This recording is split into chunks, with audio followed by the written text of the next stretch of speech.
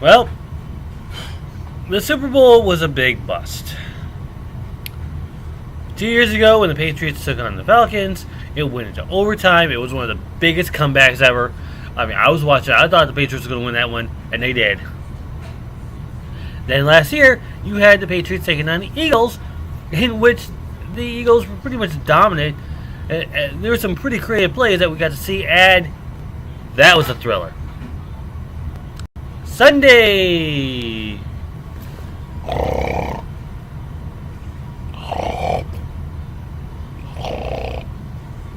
Yeah. Pretty big sleeper.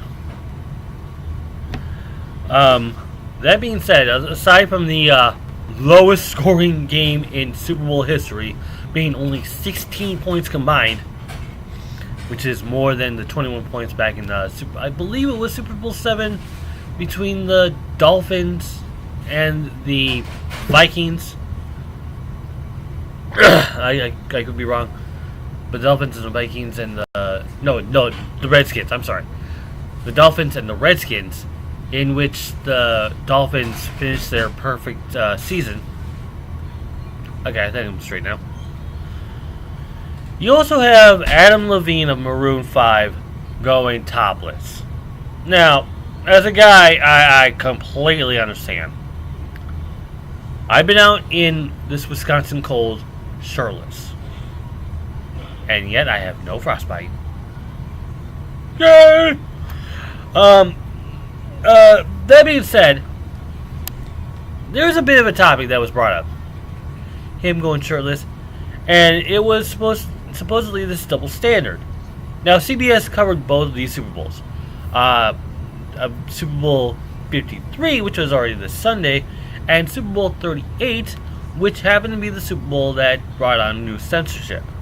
What I mean by that is that Super Bowl 38 was between the New England Patriots, again, and the Carolina Panthers, in which that was decided on a last-minute field. I want to say a last-second field goal, but and military automatic.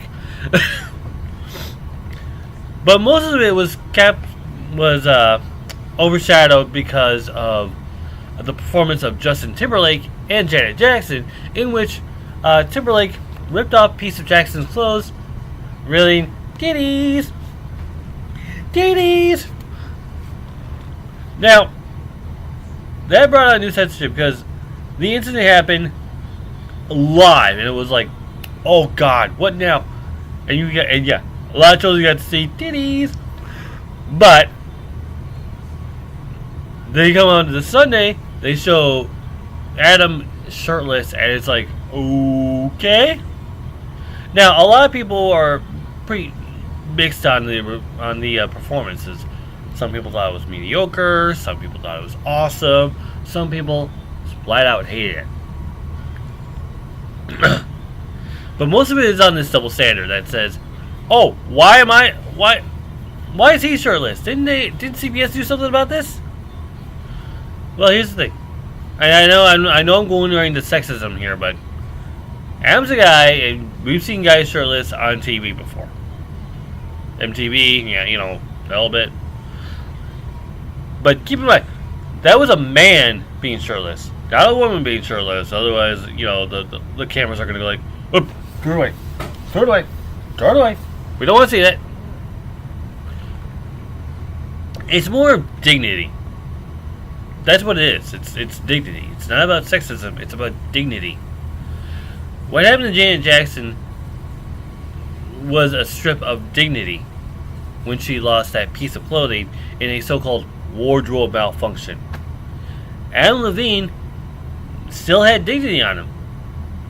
And what happened was that, he took off his shirt. I mean, being in that warm place at Mercedes-Benz Stadium, it had been hot down there. Oh, God, I'm going to boil. But yeah, it was his performance. He was doing the song Moves Like Jagger. I think that's what it was. I don't know. I muted it. But yeah, him being shirtless, and it's not the first time it happened. You go back to Super Bowl 27 at the Rose Bowl between the overwhelming Dallas Cowboys and the overwhelmed Buffalo Bills, in which Michael Jackson was shirtless as well. Although, I mean, he was wearing a button-down t-shirt, but he was still shirtless. You could see his skin. You could see his skin, you could see his nips.